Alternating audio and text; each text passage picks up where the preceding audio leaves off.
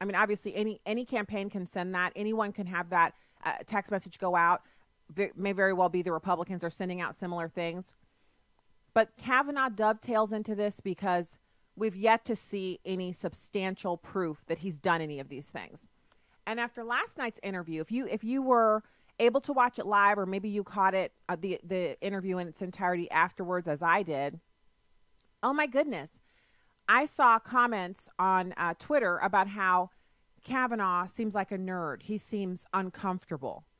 I wonder how any person who has a feeling, a person who is a real person, how they would feel if they had to discuss when they were and weren't a virgin on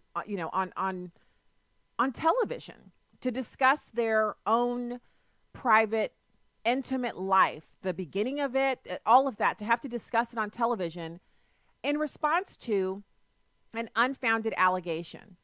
If we just step outside of ourselves for a second and consider, and please miss me with the idea that he deserves it because he's seeking the Supreme Court.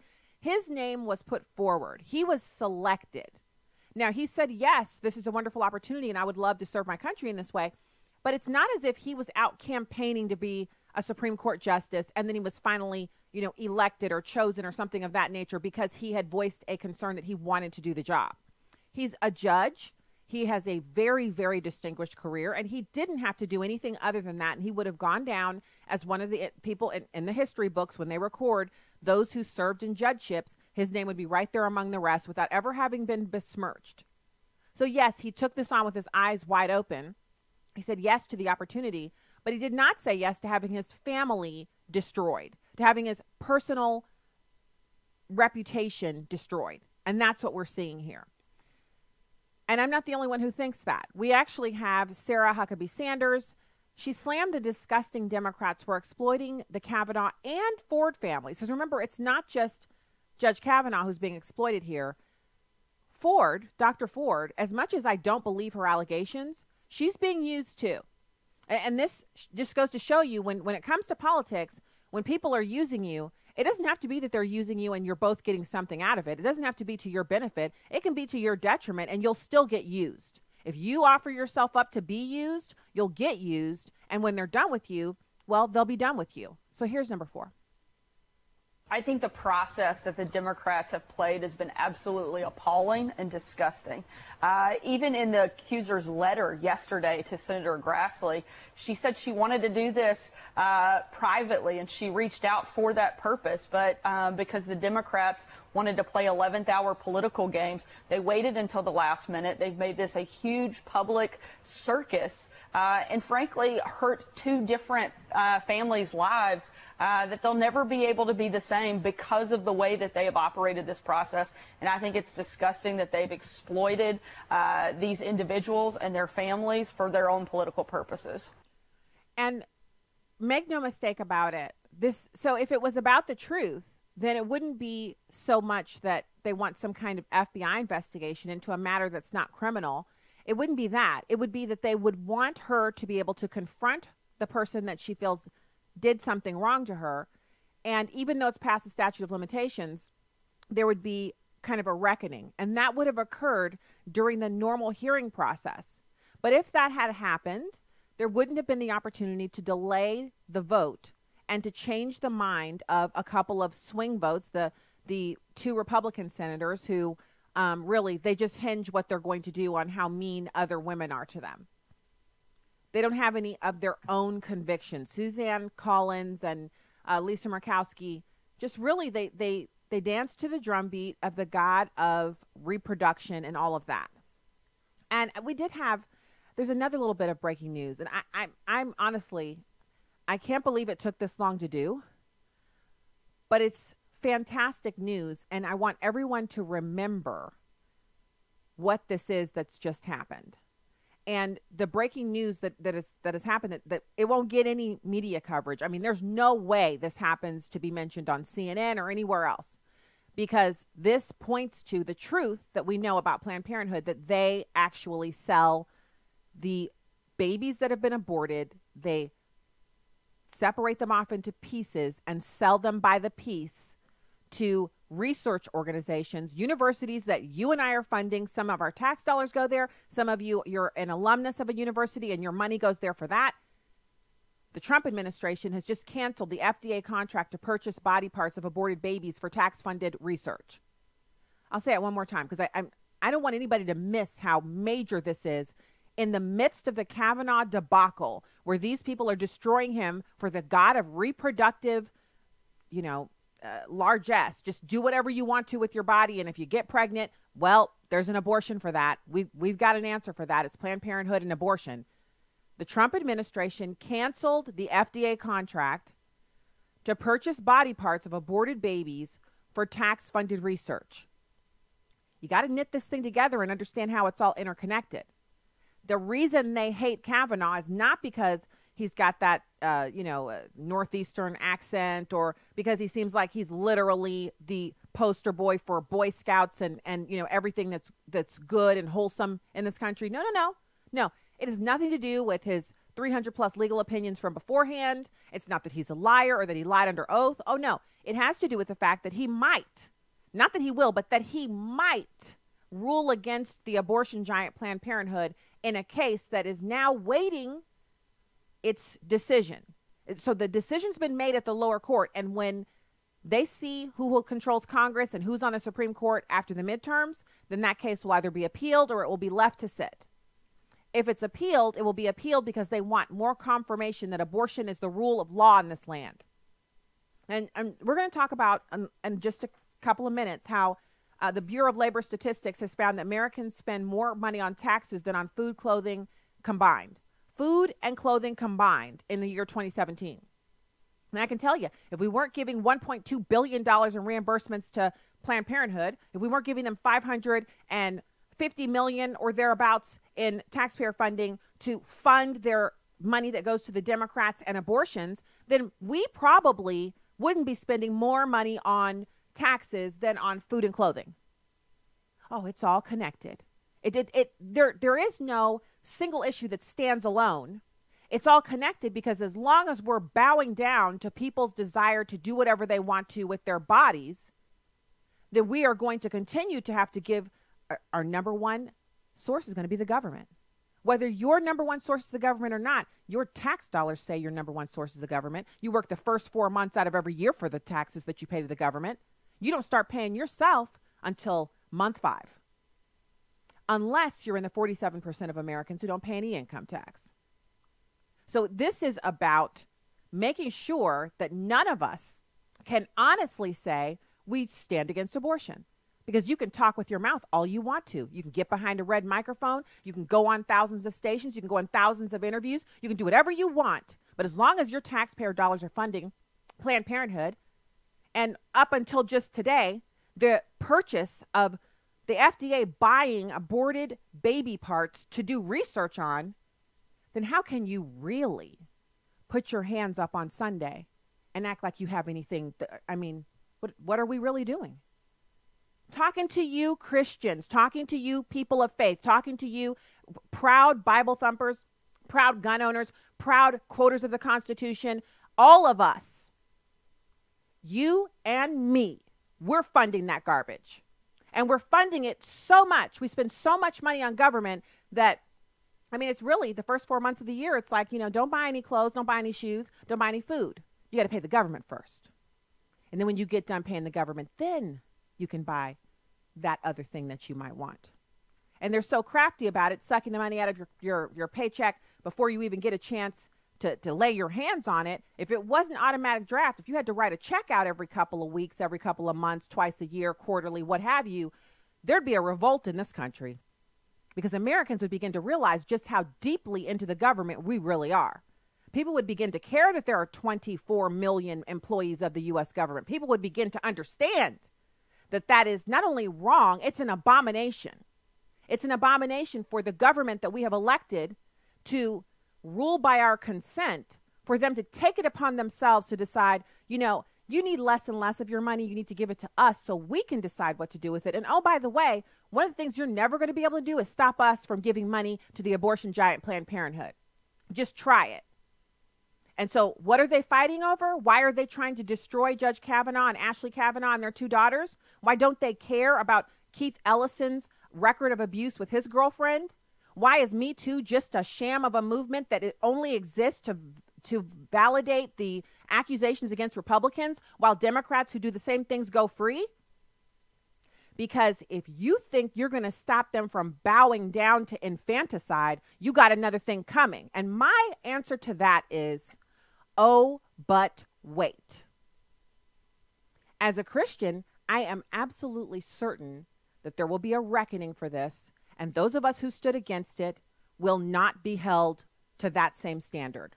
But what are we doing to stop it? It's not enough for us to just say we're against abortion. We have to be positively acting to stop it. So whether that's giving to pregnancy resource centers, or if it's really that most crucial item, which is what decision you make when you vote. Oh, it's not about parties, my friends. It's not about the party. It's not about blue or red, D or R. It's not about that. It's about, I'm sorry, did you say you as a candidate support abortion? You support the killing of the unborn? Then I'm sorry. I'm not able to. Yeah. Actually, sorry, not sorry. That's not something I can do as a Christian. Because at some point, you'll be made to answer for what you did as a Christian, and raising your hands in church and serving on a committee at church, teaching Bible study, that stuff's not going to cut it in comparison to supporting abortion.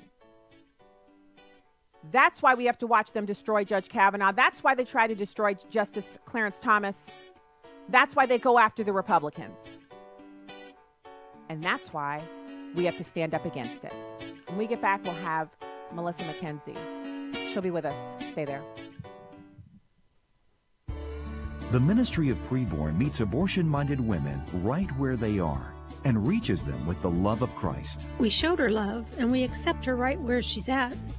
If the baby's saved by what we do here, and the mother's life is spared from the devastation of abortion, that definitely helps them in this life. But this is not all that there is. We want our clients to know about Jesus. I got to see his heartbeat. It kind of just looked like a little butterfly in a bubble. The Lord gave me that baby, and he gave me that baby for a reason. The Ministry of Preborn runs and leads Christian pregnancy centers all over the country, helping abortion-minded mothers to choose life for their unborn babies. To find out more about how you can help save a baby's life, go to preborn.com or dial pound 250 and say the keyword baby. That's pound 250 and say baby. All gifts are tax deductible. Hi, I'm Crawford Loritz with a Legacy Moment. There's no secret. God's favor is lavished on those who pursue his heart. In the summer of 2001, the organization I worked for at the time, Campus Crusade for Christ, celebrated its 50th anniversary. Over 7,000 staff members gathered together to praise God for his wonderful favor during 50 years. As we recounted how God used the movement to introduce literally millions to Christ, it became clear that the blessing of God had rested on the organization in large part because of the consistent, intimate relationship their founder, Dr. Bill Bright, maintained with the Savior. Here's an important principle. God favored the ministry because God favored a man. God does not just want us to accomplish things. He wants to favor us. I'll never forget what Dr. Bright said through the years. When people gave him compliments, often he quickly replied, God can do more in a flash than we can do in a lifetime of effort. So our primary concern ought to be with nurturing our first love for the Savior.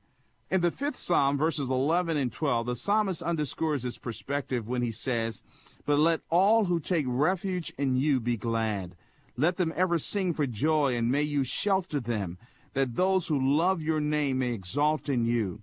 For it is you who bless the righteous man, O Lord. You surround him with favor as with a shield. I love that last line. You surround him with favor as with a shield. Well, here's what I want you to remember and do today. Examine your heart. Are you living in such a way as to be a candidate for his favor? If not, then go and take refuge in him and make things right. Pursue his heart, and then watch him work. Join Crawford Loritz tomorrow for another Legacy Moment. You can watch a live stream of the show on Facebook or YouTube at Stacy on the Right. Now, back to the show on American Family Radio and Urban Family Talk. All right. Welcome to the program. So good to be with you today. And I know people get a little upset with the idea that I'm, connecting Christianity and abortion but I'm only going by what the scripture says. And really, I could just care less. I actually find it kind of tiresome, and it's just a bother for me to bother to read people emailing me and saying I can be a Christian and I can also support abortion. That's a lie from the pit of hell. You're deceived. And it's not that I have anything against you. I have something against what you're doing. And it's a righteous indignation, not that I'm perfect or that I have it so much together, but that we as Christians, we're supposed to be making an impact in this world. You know, we have the high ground.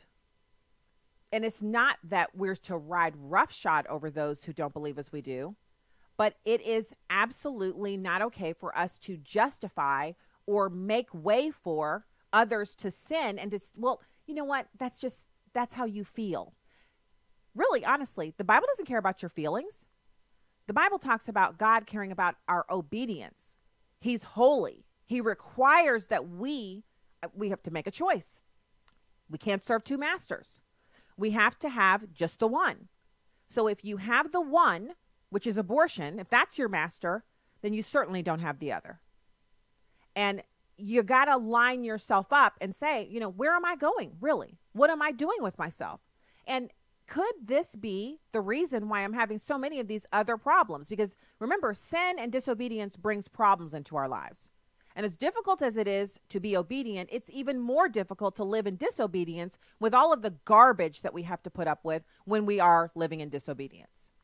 It takes the favor off of everything. If you think you can be a big-time abortion supporter and still have that fantastic marriage and those godly kids and that come on now.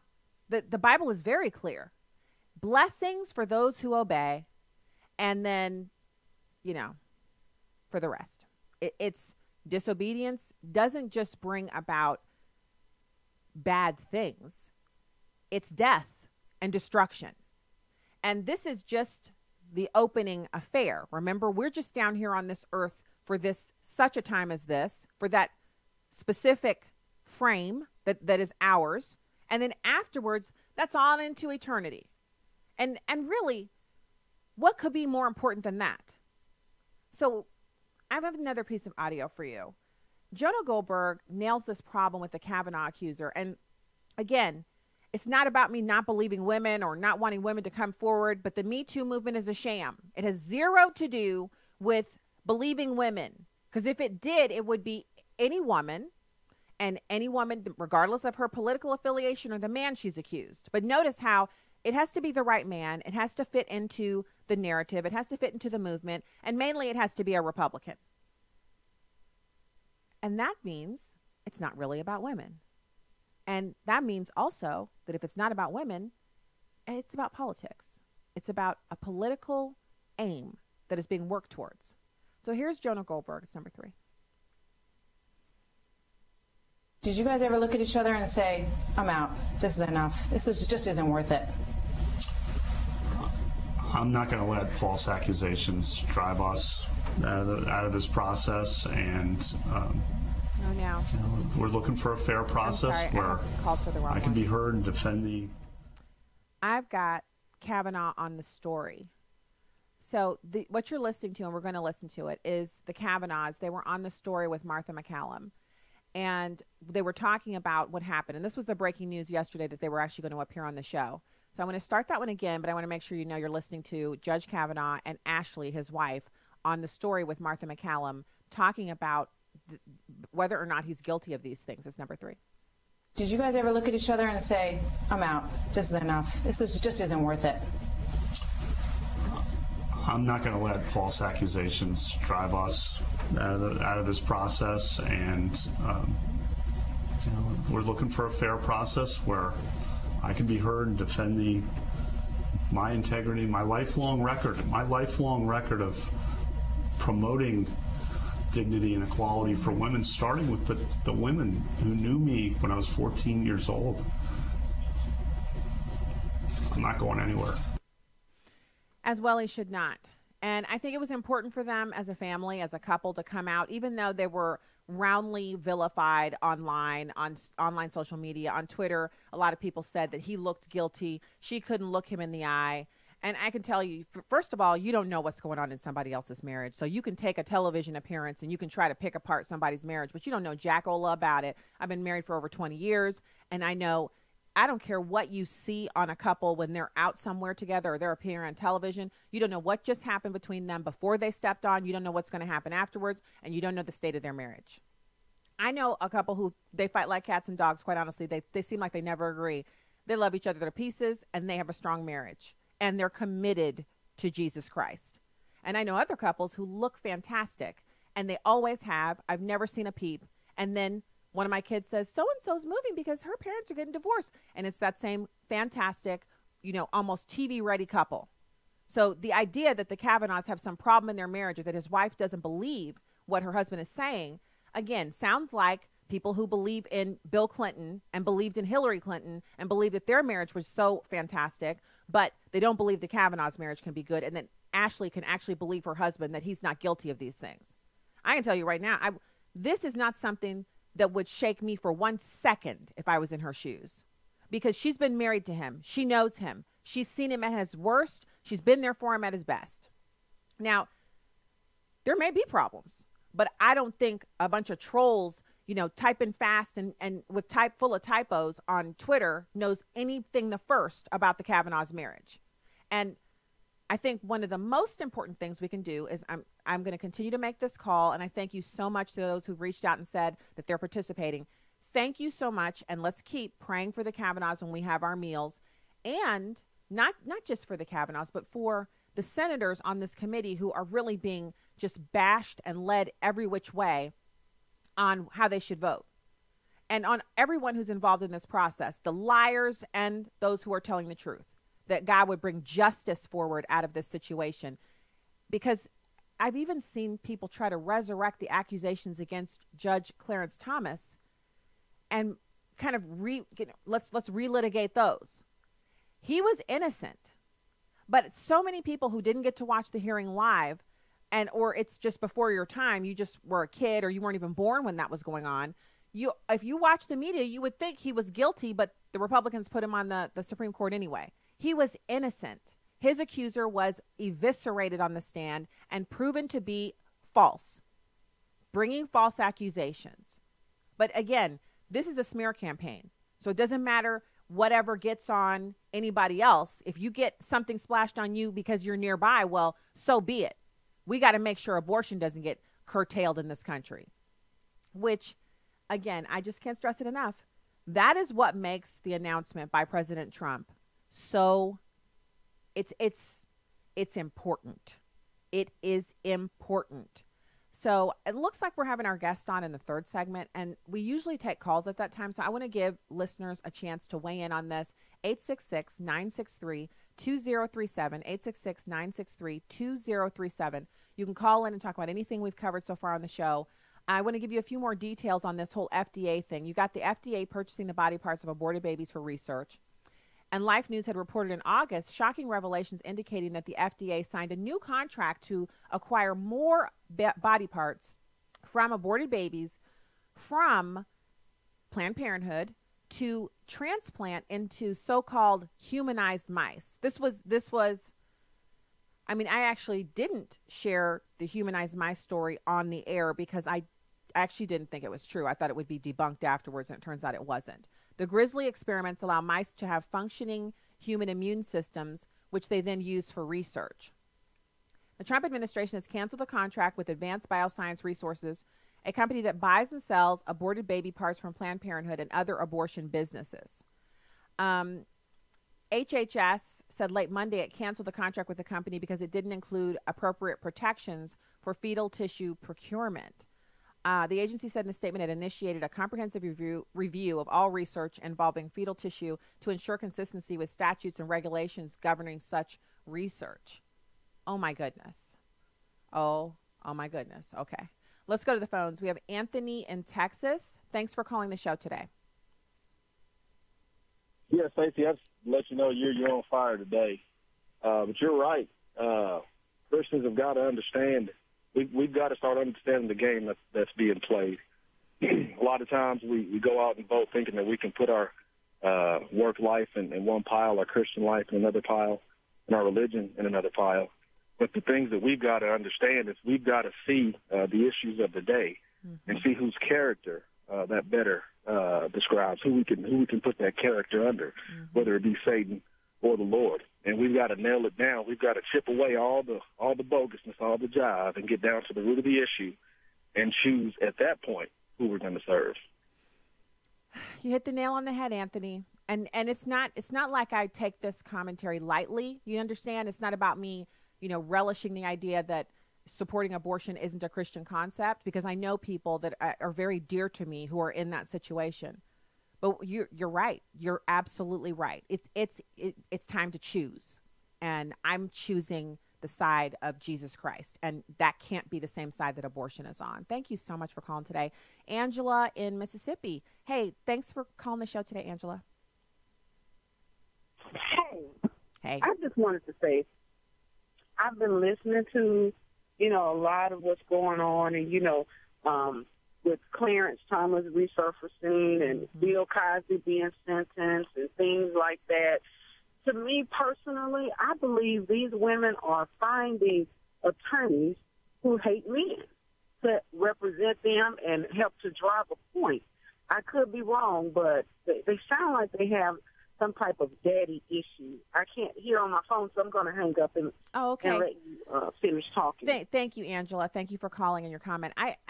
So I think it could be that. I think it could be, things that have gone on. I mean, so let's be real here, okay? I'm a former Democrat myself, and I remember when I was practicing Democratic politics, and, my first vote ever was for Bill Clinton.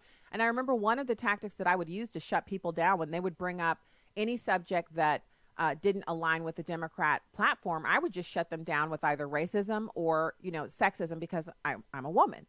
And it was a very effective tactic, but it did leave me feeling kind of empty. And during that time when I was, first I was in college for a couple years, and then I went home for a year, and I'm going to church. Then I joined the Air Force, and it was before we moved here to the Midwest when I started listening to Christian radio. Until then, I hadn't bothered to match it up. I hadn't bothered because my parents are Democrats. They raised us as Democrats. My dad did vote for Ronald Reagan once, but after that, he went back to Democratic politics, and it was very much a subject in our household, and we were very politically savvy, as in, news consumers. We definitely watched CNN back then, back when it was real news, and also read the newspaper and discussed issues. And I can tell you, it never occurred to me that the things that I was supporting in that platform were going against what God's word said. And I was kind of borderline feminist, which back then was not in the same universe as a feminist today, but still it was this kind of idea that in their hearts, men are kind of against women because they want to rule over women. And it was coming to the Midwest, just happened to coincide with us starting our family. My husband and I moved here. We'd been married a few years. We hadn't had, any children at that point. I'm expecting a baby. I'm working, but I have this commute to do. And I was like, it wasn't a fantastic job, but I was working full time. And I would listen to this radio show. It was a couple of them on this Christian radio network here in St. Louis. And I tell you what, the Lord just started convicting me. And it wasn't like I was pulling over to the side of the road crying or anything. It was just like, oh, wait a minute. What did he just say on the radio? Huh. And sometimes I would flip from channel to channel, and I would end up listening to a little bit of Christian radio and listening to some talk radio, and I would be disagreeing with the talk radio guy. But sometimes on the drive time, he'd make a point. And it's just really interesting because that same drive time guy is still on here in St. Louis, and he's like almost a liberal now in some aspects compared to where I am. But it was the biblical teaching that I was listening to that really highlighted for me that I could not support abortion and be in church on Sunday taking notes with my Bible and, you know, and then going back out later on in the week and, you know, phone banking for somebody who is pro-abortion. And I tell you what, it wasn't this, you know, like ding, ding, ding. It wasn't a quick switch, but it was a switch. And I know the process that I went through was to enable me to be able to have that testimony that this isn't about people not being able to get right. It's about, do you want to know the truth? Do you care? Do you care that there's a God on the throne, the only God that's ever going to matter to you, and that he said, don't touch my anointed, that he said, before I formed the foundations of this world, I knew you, that he said, when you're in your mom's womb, that he knits you together in your mom's womb. He doesn't say after you move out of the first stage of development, you're no longer a fetus. He doesn't, there's none of that stuff. He actually knows you're going to be born. He's aware of that. He's numbered the hairs on your head. He knows the tears that you cry in the palm of his hand. He writes your name in the book of life, also in the palm of his hand. This is a relationship with every single human being, born and unborn, whether they have, you know, Down syndrome or some other special need, or whether they're born, you know, 10 fingers, 10 toes, nothing visibly, but you know, utter cuteness going on. It doesn't matter what's the condition of the person, everyone precious in his sight. When you get a grip on that, and it's not that you're maybe going to get it from me. I don't claim that for 1 second, but when you do get that grip on it, that's when you know that's behind me. Supporting people who support infanticide is behind me. I'm never looking back. I'm only looking forward, and I will support candidates that absolutely believe a human is a human from the moment of conception until their natural death. Make that your research project. We'll be back with more. What does it take to live an uncommon life? Here's former Super Bowl winning coach Tony Dungy with today's uncommon moment. Back when I played professional football, the average salary was $47,000 a year, and most players made much less than that. So many of us had off-season jobs. I tried a lot of things, but I never really found the job I loved until I started coaching football. You may not find a career path that gets you excited right away, but wherever you find yourself, you can be who you were designed to be. Remember that the key is not what you do, but who you are. Evaluate every opportunity not by how much money you can earn, but by how effectively you can reflect Christ and live for Him in that situation. Tony Dungy, author of the popular Uncommon book series. Discover more at CoachDungy.com. That's CoachDungy.com. This is Just a Minute with Stacey Washington. You may be wondering why the Supreme Court confirmation process has become so painfully difficult. Justice Ruth Bader Ginsburg recently shared how wonderful her confirmation process was during an interview on the topic. Even though she had done significant legal work for the left-wing ACLU and was openly far left, Republicans joked with her during her hearing, and the vote was 96-4 in favor of her confirmation. She has gone on to support the utter obliteration of traditional marriage, held up an extreme view of the Constitution as a malleable document that bends to the will of feelings. Today, Americans are aghast as Democrats on the Senate Judiciary Committee launch an openly partisan, fact-free attack on Judge Brett Kavanaugh. Why are Democrats so fearful of his confirmation? Because the Supreme Court is where Democrats can win without the help of America's voters. Americans are much more conservative on social issues than the Supreme Court, hence the Custer's last stand on Kavanaugh. I'm Stacey Washington. Find out more at StaceyOnTheRight.com. Donald Trump's America.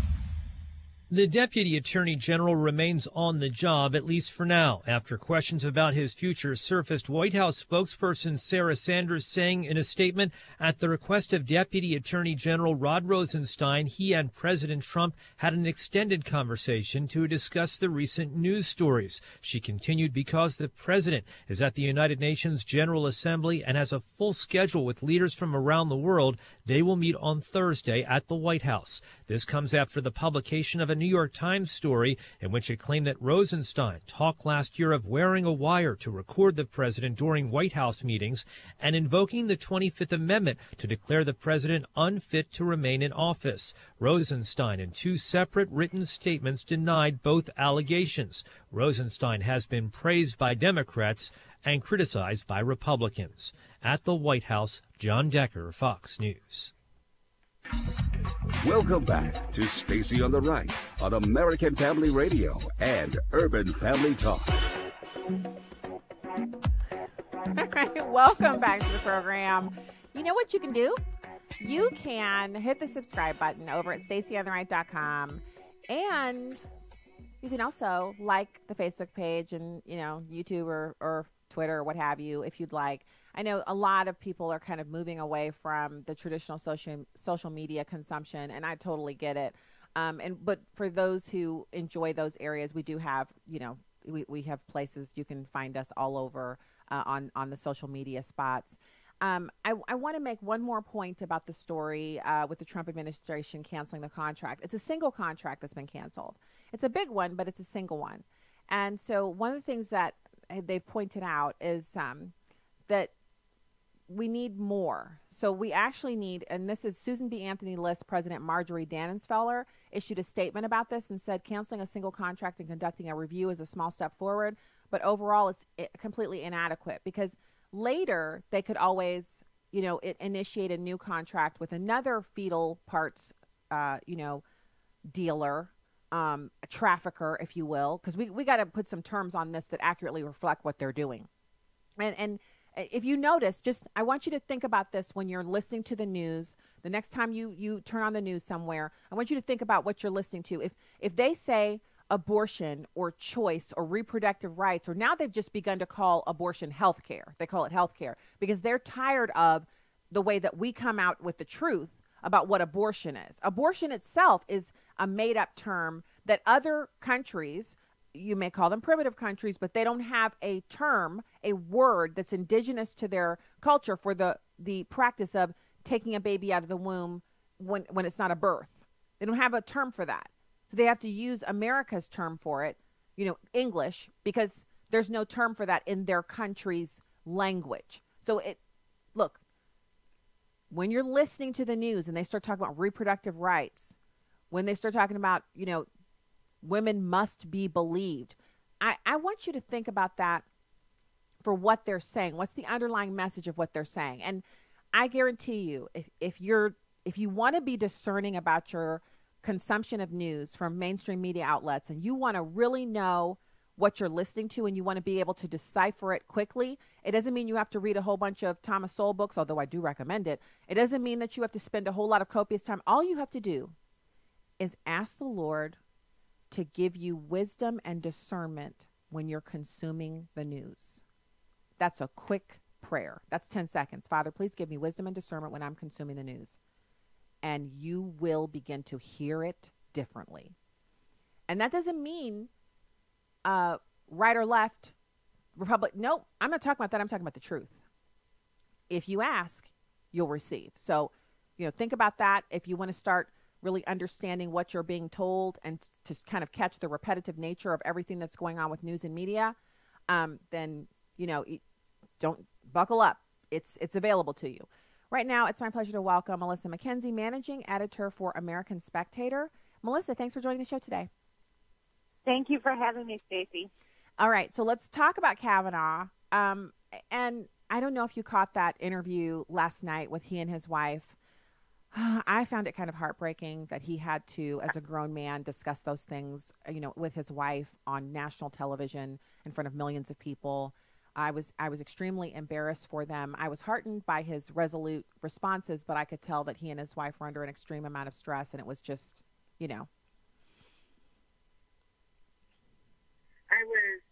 I was embarrassed for our country that we are at a place where this kind of situation even can exist. It's shameful. It's shameful what Dianne Feinstein did. It's shameful what the Democrats are doing. It's shameful what was done to Ted Cruz last night. This whole episode is shameful. And but it's difficult to shame people who are shameless. So, yeah. Yeah, I thought the humble nature of his presentation, which was taken as weakness and duplicity by, internet trolls, was to me really a hallmark of someone who's telling the truth.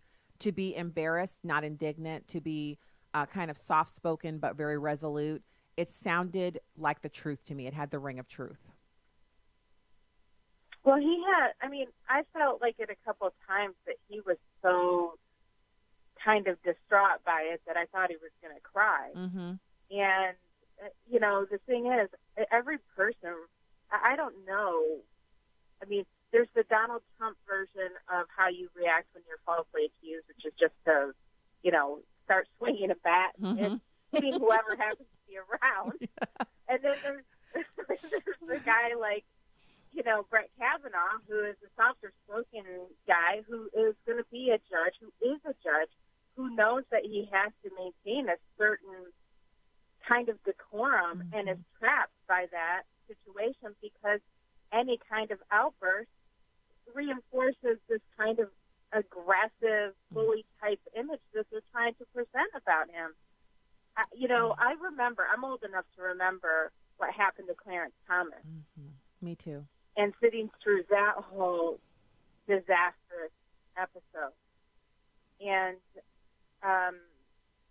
this is not new for the left, but I think a new generation has seen what they're capable of.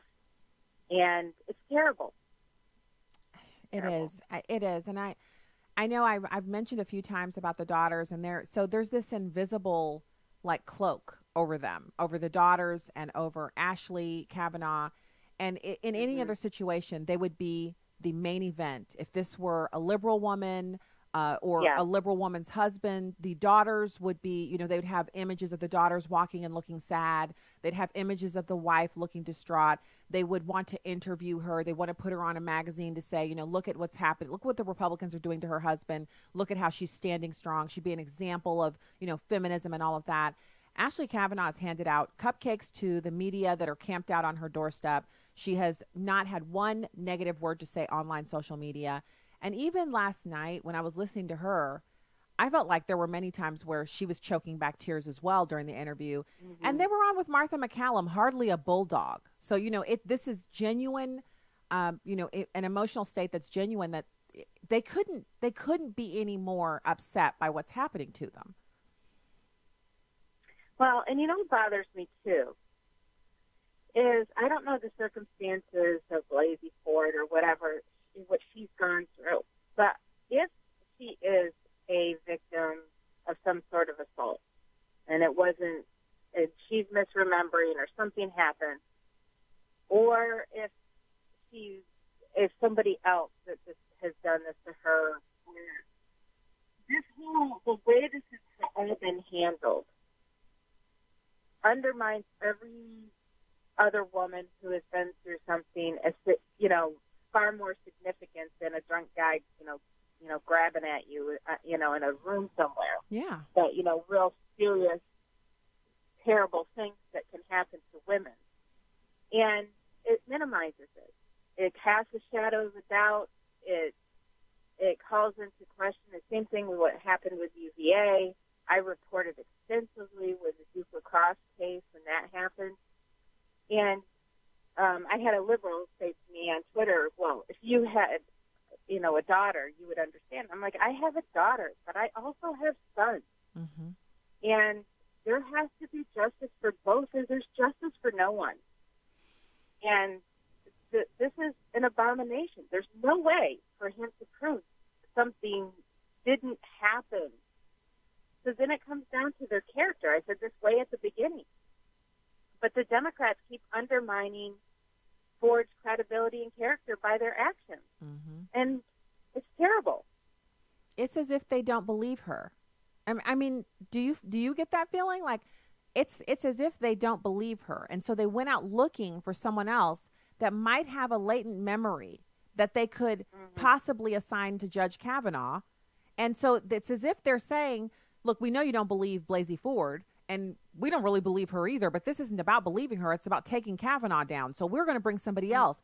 It's the same thing they did with Herman Cain. Remember, there were 3 accusers. Yes. Well, first there was 1. Then there were 3. And when people started yawning, then there were 6. You know, it's like it's the number of accusers that matters more than what they're accusing you of or evidence or anything like that. And they're trying to establish a pattern. But the thing is, when I heard this middle-aged man have to say on public TV, relitigate his sexual behavior as a teenager and say that he was a virgin, I was just like, you have got to be kidding me. This is ridiculous. And not to mention, anyway. I'm sorry, Melissa. I didn't mean to. That's okay. I just. So my thought, I had one other thought about that I don't know if anybody else thought this, but I thought how proud his mother must be that he made it all the way through high school and well into his college career before he ever, had an intimate relationship. That is an accomplishment, even though he's older but teenage sexuality is something that's normalized by Hollywood, but most parents don't want their children to be sexually active. And so for him to, it was embarrassing, but it was also kind of a moment to me where he showed an honorable side to himself. And I want to point to, this is so not about Judge Kavanaugh. Yes, it is about him and the destruction of him, but it's not really about him. It's about abortion. It's about maintaining the status quo with abortion and leaving the door open for even more abortion and more abortion funding by taxpayers. And he represents to the organized left the end of that. And that's why the attacks are so vicious. So do you think that Chuck Grassley will, because I've heard, it's been Leader McConnell has said they're going to have a vote. Some others have said they're going to have a vote. Does Chuck Grassley hold the line and hold a vote regardless of what happens on Thursday? Yeah, I think so, because the result, the Republican base is awake now. They might have been kind of sleepy. They're not sleeping. And I think there's fury. I know that I feel infuriated. And I know that I'm not alone. So, these people who finally had it and voted for Trump, after 2 years of his antics and, some are like, well, maybe it would be better if he had some balance in Congress. After this episode, nope. Everybody's going, okay, they're so insane. The left is so insane. We're going to have to vote for Republicans. Well, I'll tell you this, and I don't think I know anything. Like I've never said I had a crystal ball, and I certainly don't have the ability to predict who's going to win what. But some of the same hallmarks that were present in 2016, the outsized rallies, the silent rage that you don't see it in polls, that some of those same things that some of us, like I myself, I kind of knew it was happening, and I was shocked by the ability of Donald Trump to get tens of thousands, sometimes 30,000 people to show up to hear him just pontificate, just talk about almost nothing. He just crack jokes and insult people, and people would come for it and wait for hours like it was a rock concert. They'd camp out for 2 days to get in to make sure they didn't miss their chance. That's still going on. Here in Missouri, last Friday night, they had 11,000 people outside of the venue. 11,000 inside, 11,000 outside. They had a group of people who were there at 8:45 in the morning, and they laid on the sidewalk outside the door to make sure they would be the first ones in so they could decide where they were going to sit. And the big screen TV on the outside of the venue where people watched, they had the same old stuff. People selling T-shirts, people selling the hats. I mean, this is any rock concert from the 80s on steroids. And it's happened in Philadelphia and Las Vegas. It was the same thing. And these aren't obscure places. Like I know Springfield, Missouri, people outside of Missouri might think, oh, how big is that? Well, if you live in one of the metro areas, Kansas City or St. Louis, you had to drive 3 hours to get there. And it was overflow. So it's not that those were 11 or 22,000 people from Springfield, although it's a pretty good sized town. It's smaller than St. Louis by a lot, but it's a good sized little town. But that's people from all over the state. Cape Girardeau, where the rally was canceled because of the hurricanes, they showed up. That's not a lack of enthusiasm on the part of voters. No, and these are new voters. And I don't think anyone on the left or right in the establishment is quite adjusted to how the electorate has shifted. No, but it remains to be seen what happens. I know you are super busy, and you're the managing editor of the American Spectator. Fantastic website, great columns there. Thank you so much for your time today, Melissa. Melissa McKenzie, managing editor of American Spectator. Have a great week. Thank you for having me, Stacey. I appreciate it. All right. Thank you, Melissa. So we are, look, this isn't so much for me. I have daughters, but I also have a son. And I've talked a little bit, especially in speaking engagements. Sometimes I get into the subject of how we raise our children and how they should behave. And I find the stories that are being told by the women who are accusing Judge Kavanaugh of these acts, the stories are heinous and disgusting. But I also, we've taught our daughters many times, you put yourself in these situations, you're liable to see behaviors that are shocking and that you don't want to experience. So don't put yourself in these situations. And so as parents, it's incumbent upon us to take these stories that we're hearing now and talk to our kids about them, talk to them about, nothing good happens outside the house after midnight. Yeah, you're going to go to parties in college, but understand where you're going and who you're going with, and be in situations that, you're not going to be ashamed to talk about later. And for goodness sakes, don't bring false accusations against people, because I have a son as well. All right. If you're leaving us now, God bless you from the heartland. If you're staying with us, we'll be right back after these messages. God bless.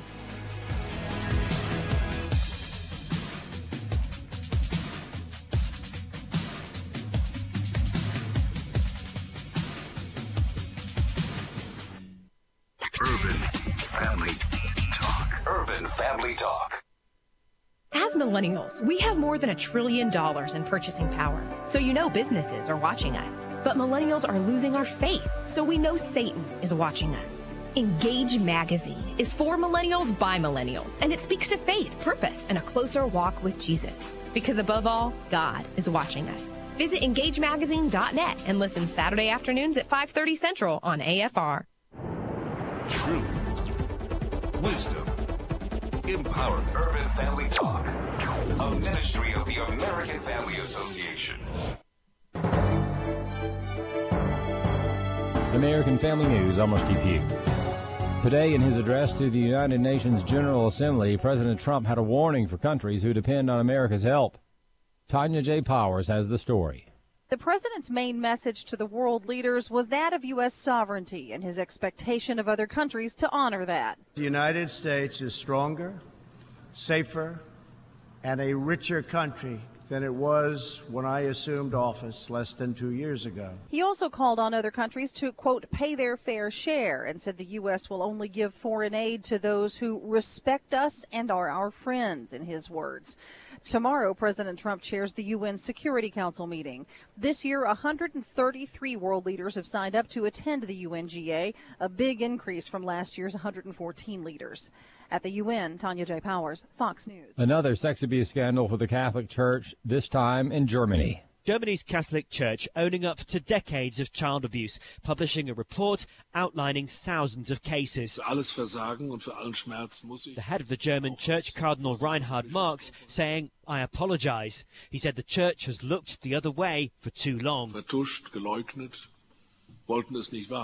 The report says more than 3,600 children were abused between 1946 and 2014. More than half were aged 13 or under, and 1 in 6 cases involved rape. The report saying 1,600 clergymen were responsible.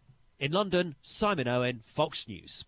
An English language advocacy organization says Taco Bell should follow McDonald's example when dealing with employees who can't speak English.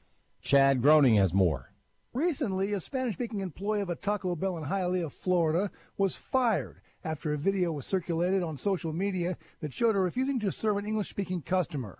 Taco Bell said that, quote, this does not meet our customer service expectations. We have worked quickly to resolve with the customer to ensure this doesn't happen again.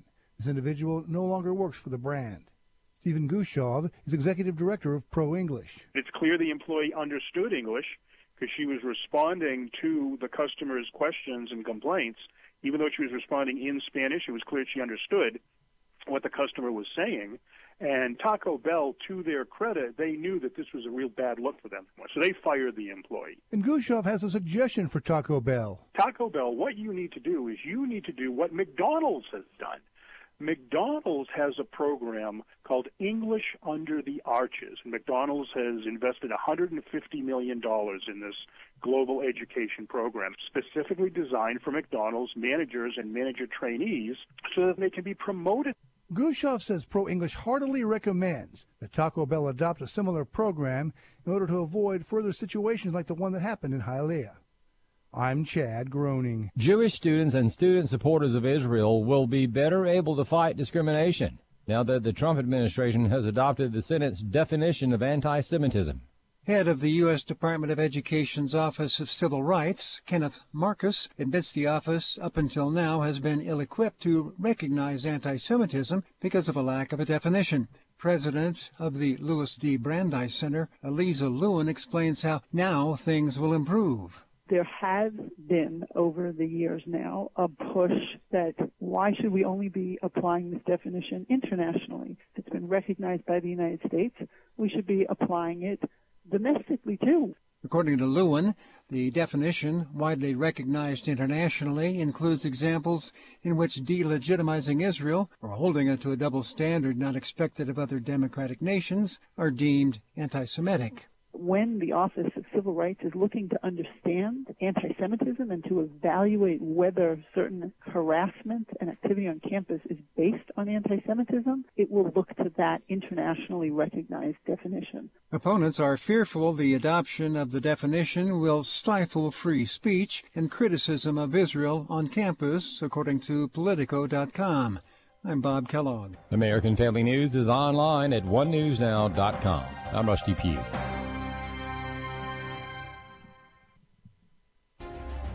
Abraham Hamilton III. God put us in this world at this time to be salt and light.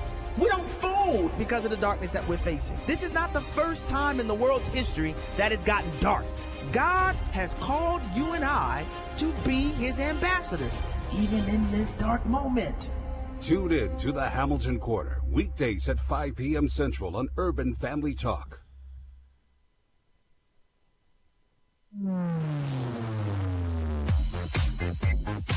She's sharp, pointed, and insightful.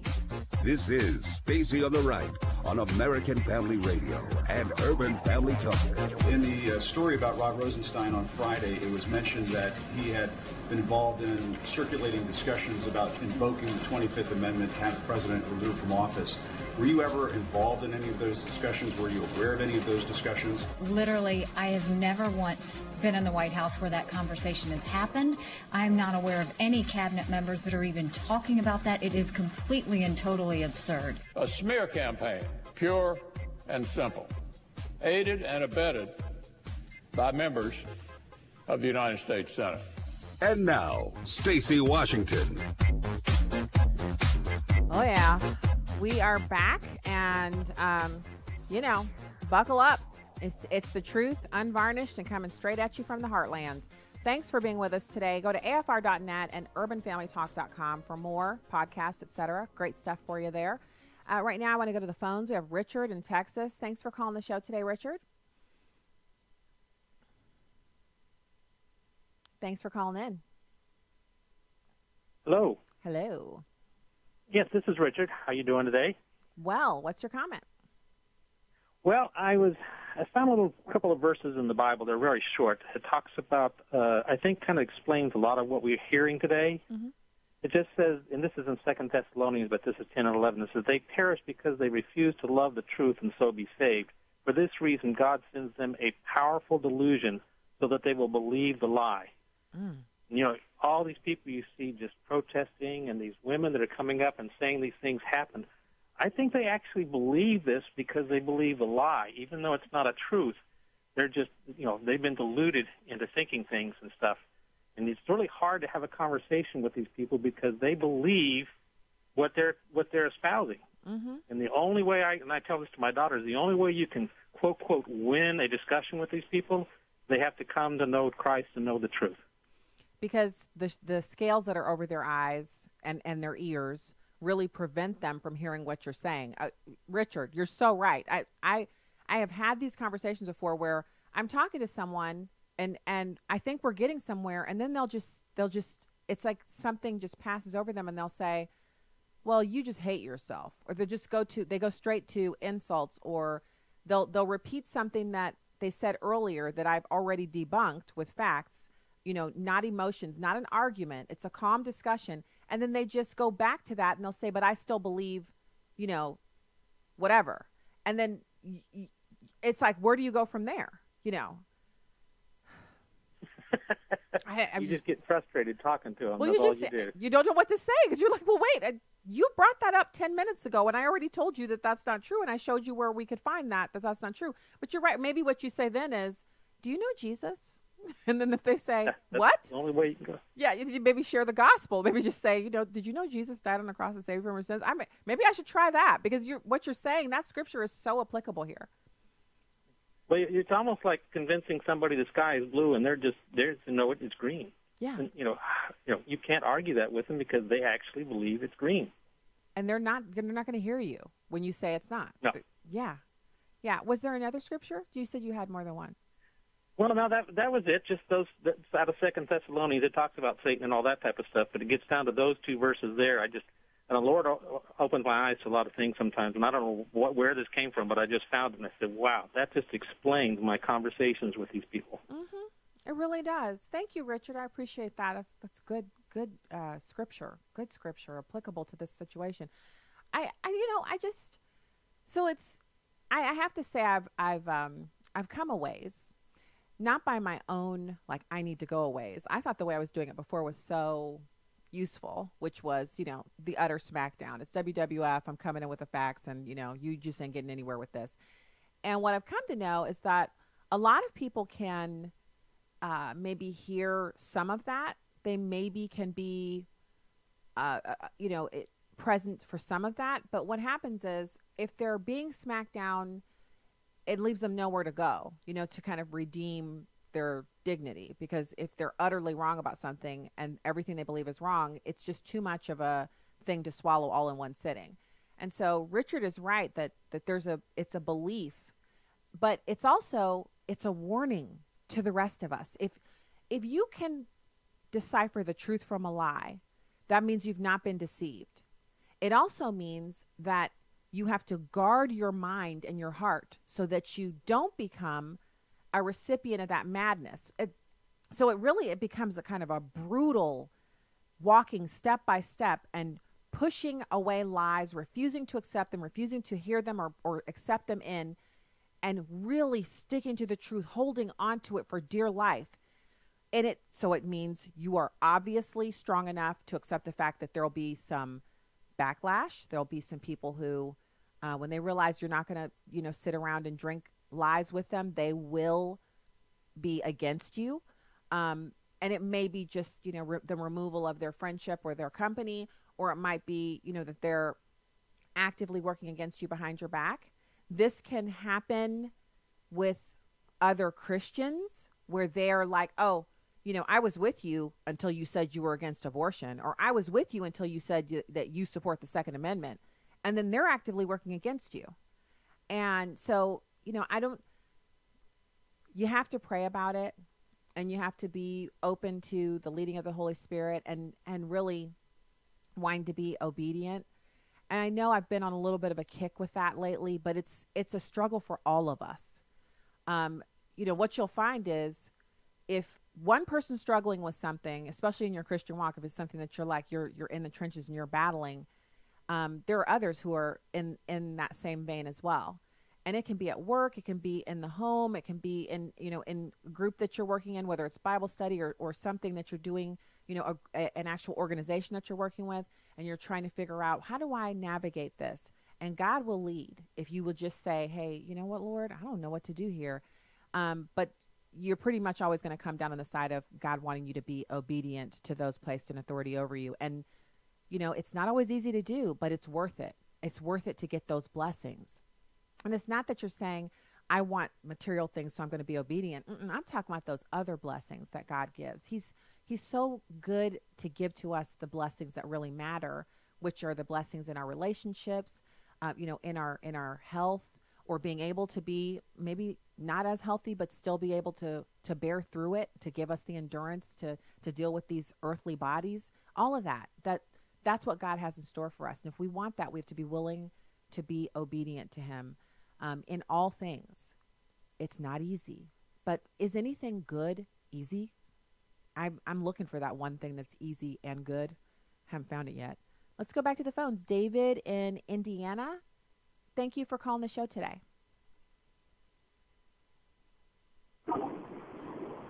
Welcome to the show. Hello. Hi, David. Welcome to the program. Hey, Stacy. Hey, I'm a first-time caller. Oh, thanks for calling in today. Yes. Hey, I was just listening to you share about your background. I mean, I too I come up and my Democrat and just sort of went along with that. I mean, that's what my dad taught us, so we sort of did. But then once I got saved, the Lord started to shoot different things that if I was going to preach the gospel, I had to stand on the word of God, and I just couldn't go along with the things that they stood for any longer. So I look at now what they're doing with Brett Kavanaugh is it took me back to Roy Moore. I mean, they drug him through the mud. That was all false accusations, and now they're all gone. It's like now they just go back out and hide, but they've ruined this man's reputation. I think it's time for us, like you said, it's not about D or R. It's about who's got integrity, who's going to stand on the issues that I stand for, because abortion is just certain things I can't go along with. We got to draw a line in the sand, right? Because there's plenty of things in the body that we can disagree about, but we don't have to divide over. But abortion is a place where we have to divide, and it's not biblical, and we can find the support for life, and we can see where God admonishes not to do this. We can see examples of people in the Bible who did this and what happened to them. We're clear, and thank you for sharing that, David. It's a hard place when you come to the realization that you've been supporting something that's wrong, right? I mean, it's not easy to do. Yeah, and I just had to make a choice. I mean, and it started out, and the biggest thing I really face is who said because we was of dark skin or we was black people that we had to be Democrats. Where did they get that at? Mm-hmm. I mean, honestly, that is what the prevailing thought is, but I prefer to be, a trailblazer. Not that there's, a million people like, oh, look, she's blazing a trail, let's follow, but that I'm just going to go my own way because I'm only going to be held accountable for me, not anybody else, right? That this is the way that this whole thing is set up. Yes. And I had to stand. I mean, sometimes even it's family, because I said, if I'm going to preach the gospel, I'm going to live by the gospel. Yeah, I'm with you. It's the road we're on. And so we have to pick a path and stick with it.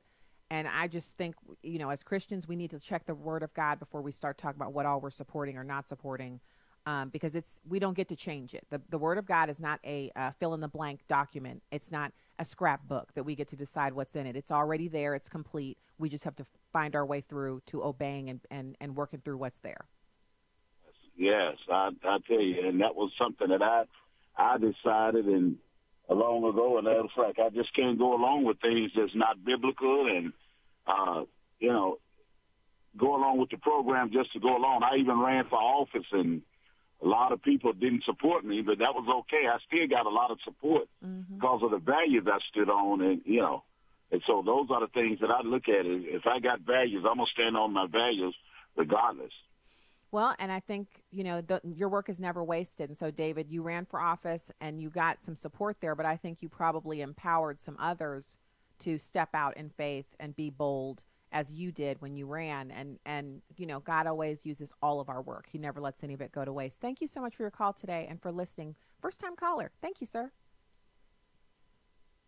All right, so we are going to get back to the show sheet here. And I was really... you know, I have a lot of respect for Dr. Carson. And, you know, I've interviewed him in person. I've interviewed him here on the program, and he's always such a kind, sweet spirit, but he don't play around when he's telling the truth. And this is no different. He says the liberals' failure to control the courts has actually set them off. Like, that's what this temper tantrum is all about. It's number 5. If you really understand the big picture of what's going on, then what's going on with Judge Kavanaugh will make perfectly good sense to you. Because, you see, there have been people in this country for a very long time, go all the way back to the Fabians, who have wanted to fundamentally change this country. They don't like what America is and what it represents, and they want to change us to another system. And in order to do that, there are 3 things that they must control: the educational system, the media, and the courts. Okay, the first 2 they have. The courts they thought they had, and it was snatched out from under their noses in November of 2016.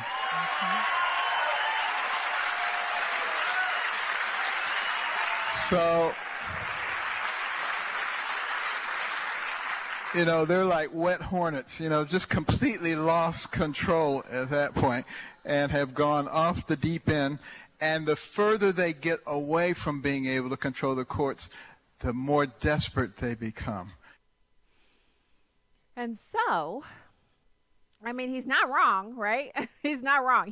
What he's saying is that after getting control of America's education system, if you don't believe that they're in control of the K through 12 education system, look at the millennials. Look at the kids who are in college right now, where if someone's speaking on campus that they don't like, instead of them just not going and listening, they have to burn police cars and do billions of dollars in property damage and have a safe space in which to stand around and cry, scream at the sun. You know, they have to bang themselves up against stuff, run around naked. You know, I mean, we're talking about big people here. I'm not talking about a bunch of toddlers. And, you know, God bless you, little sweet, juicy leg toddlers, because you don't deserve that comparison. But we're talking about young adults losing their mind because someone they don't like is coming to their campus to speak. That's liberalism and bad parenting. Yeah. All right, when we get back, we're going to have more for you from Pompeo. He's going to be doing some audio from him and other news. Stay there. Hello, everyone. I'm Tim Wildman, president of American Family Association and American Family Radio. You know, the very first day in Israel, when we're staying in Jerusalem, we go to the Mount of Olives. And it's there at the Mount of Olives we look out over the old city of Jerusalem. It's a spectacular sight. You've seen it in pictures before, but it's another thing to actually be there as we walk down from the Mount of Olives to the Garden of Gethsemane, and we pray there. It's going to be a wonderful time with brothers and sisters from around the country visiting the Holy Land, the land of Jesus. If you want information on this March 14th through the 22nd tour, just call us and we'll send you a brochure. Call 1-800-FAMILIES, F-A-M-I-L-I-E-S, option 5, and leave us your name and your address and we'll mail you a brochure. Or if you want to simply go online at twholyland.com, everything's there. twholyland.com. This is Viewpoints with Kirby Anderson. You know, conspiracies have been around for centuries, but the internet has made it much easier to promote a conspiracy that has the potential of going viral before rational people can begin to tamp down the hysteria. The older conspiracies were presented and promoted primarily by people who believed the government wasn't telling the whole truth. The National Treasure series of movies and the television shows like The X-Files probably even fed into some of that skepticism. But the latest conspiracies are coming from the left, who apparently see Nazi symbols and white power symbols just about everywhere. Here are 2 examples. During the confirmation hearings for Judge Brett Kavanaugh, attorney Zinabash was sitting behind him. As a former law clerk for the judge, she was helping steer his nomination to the Supreme Court. Apparently, she has a tendency to rest her fingers on her arm in what could be best described as a reverse OK sign. One Twitter post complained that she was flashing a white power sign because they want to bring white supremacy to the Supreme Court. That post alone got more than 15,000 retweets. The internet uproar forced her husband to publicly defend Zina and point out that she is Jewish, Mexican-American, and the descendant of Holocaust survivors. Another series of examples is the number of times someone on the left sees Nazi symbols. One comedian asked a Twitter user, "Are you wearing a Nazi uniform?" The profile picture was actually of his father in an army uniform who was killed in Vietnam. A New York staffer was forced to resign when she accused a veteran who lost his legs in Afghanistan of being a Nazi because she assumed one of the tattoos was an Iron Cross when it was really a symbol for his platoon. The last few weeks have provided lots of examples of people on the left believing some bizarre conspiracies. I'm Kirby Anderson, and that's my point of view. From Universal 1440, Unbroken, Path to Redemption, the rest of World War II hero Louis Zamperini's true story, now playing, rated PG-13. Welcome back to Stacy on the Right on American Family Radio and Urban Family Talk. And Secretary Pompeo, if I may ask you a follow-up on North Korea. Before you the summit with Kim Jong-un in Singapore, you did not have an agreement really in place for complete denuclearization. Why should you have another summit with Kim Jong-un, a second summit the president talked about this morning, if you don't have the details in place? It just seems, even to the layman, that you sort of have the process backwards, that you would want the details in place before having a summit. And here you may do it for a second time. Two things. Fact check. I've been with the administration since the beginning, too. I know that that's relevant. But I'll add, no discussion with me about the 25th Amendment anywhere either. So you can now report that there are two senior leaders that have said that your question was ludicrous. Second point with respect to North Korea. Look, well, we went. I may ask if it's so ludicrous, and I apologize for not remembering that you were the CIA director. Obviously, you were the CIA director. If it's so ludicrous, why did the Deputy Attorney General have discussions about it behind the scenes? I find the question ludicrous. I've been involved. I've been at the center of this administration, along with lots of other folks, from virtually day one. I think it was actually day 3 or 4. I've never heard anyone talk about it, whisper about it, joke about it in any way. I've been in a lot of meetings with a lot of senior officials from this government. Wow. So Jim Acosta, a name we haven't said on the show or heard from in a little bit. Seems like he's been, maybe chastened just a tad. And he's not been, all up in our faces. He's back asking inane, useless questions and provoking smackdowns. Jim Acosta. Welcome back, guy. Welcome back. Speaking of inviting the smackdown, I don't know if you guys know. Did you? So, what? Were you aware? Had it reached your ears or eye holes? Where you were, looking around and consuming a bit of news, that activist and filmmaker and donut eater extraordinaire Michael Moore had actually made another anti-Trump film. It called it Fahrenheit 11/9, and that it was released in theaters nationwide on Friday. You might not know about it because you were watching the Trump rally, or maybe you were like me, you had, doing something else because you were traveling or doing whatever. Maybe you were just sitting at home eating a nice dinner and then, playing some Scrabble with family. Maybe it's just, you could have been doing anything. This is America. You could have been doing anything, and maybe you just didn't know about the film, or maybe you knew about it and you were like, I'm not going to watch that garbage. Either way, you weren't alone. Moore's satirical takedown of President Trump and the current political landscape in America picked up an abysmal 3.1 million. It opened in 1,719 venues. Moore had a few curse words to drop about it. Here's a comment. Here's a comment about it. It's hard to have an impact when audiences are already tired of the subject. Why are they going to shell out for a political screed on a big screen when they can just channel surf between CNN, MSNBC, and Fox News for much the same payoff? That sense of Trump fatigue is cause for concern at the box office. Now, I think it's interesting that the person who, made that quote, Michael Moore, that he would say that, because I don't think there's Trump fatigue. I'm not fatigued by the president in the slightest. I know a ton of women who are also, Trump supporters who are not, also not tired. I actually think there's some fatigue around the way he's treated in the media and the way his words are distorted and the way everything that comes out of the administration is taken to be, the end of the world, doomsday scenarios, on all of that. But if there was fatigue, there would not be 11,000 people on the outside of the venue and 11 in. It wouldn't be that wherever the president, you get the email and it says, there's going to be a rally here, get your tickets. And within 24 hours, they'll say there are no more tickets, but you can register to come to the event. And if everyone doesn't show up, you can still get in.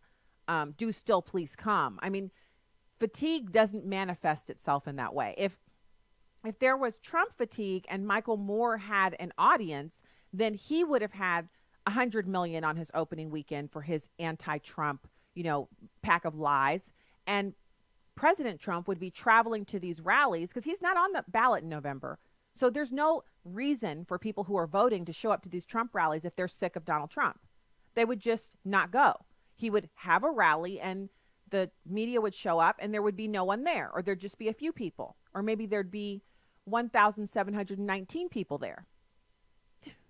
Or, there'd be 31 people there. Or just, are you with me? There's no way people are tired of him and they're waiting for hours and hours on end, 12 hours to get into an event that he's coming to speak for 2 hours or 1 hour. It's not like he was on the ground in Springfield speaking to this group for a protracted period of time. It was a good length of speech, but certainly he was also there to do a fundraiser for the candidate that he was supporting, Josh Hawley. And, that's it. Now, remember, we had Sandra McDowell on the program yesterday. And I told you that Demetrius and Devin, both producers for the program, actually reached out to her opponent, Nicole Galloway, and requested that she come on and talk about her candidacy. And no response to Demetrius. Devin got an email back that said, "We respectfully decline." Now, I think that's a nice way of saying no, and I do appreciate that. But why? You can't find 10 minutes to come on the show and talk about your candidacy? Oh, wait, I know. You're not going to come on the show because I'm a woman? No, I'm kidding. I know it's not sexism. It's because I'm Stacey on the right. Shoot. Should have thought about that when I named the show. Too late. Anyway, she says she's not coming on. But we did ask. We did ask more than one time. And we did finally get an answer. And I can at least give her some kudos for replying. Claire McCaskill's office has not yet replied. In fact, we will reach out again. I will ask my producers extraordinaire to reach out again, and we'll see if Claire McCaskill will at least say no to us, nicely or rudely. I don't care. I just would like an answer back. So that was, to me, pretty hilarious that he spent all that time running around and mixing together this audio and these visuals to try to make people hate President Trump, and then nobody showed up to the movie theater to see it. So now Dinesh D'Souza, that's somebody who can throw down a documentary and get lots and lots of people to come see it. But apparently Michael Moore has lost his anti-Trump touch. Too bad. I mean, I don't know why did he think it was going to last anywhere? And then this is breaking news as well. And I just, again, why does Michael Avenatti have all of that time on the news? Because the left hopes to put him up. They think he's an equivalent to Donald Trump, except Michael Avenatti has achieved what? He writes checks to who? He employs who? He's built what? Oh, I'm sorry. For anything you might say to detract from President Trump, at least he has a verified history, decades in the business world. He changed the actual visual landscape of the city of New York, and you can look around and see landmarks that were previously defunct and garbage that are now functioning, operating tourist sites thanks to Donald Trump. So you love him, hate him, whatever your thing is, but the man has changed New York City. He's employed tens of thousands of people, and he's a businessman with a proven track record of success. And for those who like to scoff at the fact that he's only worth $5 billion or $3 billion, I'm sorry, where are your billions?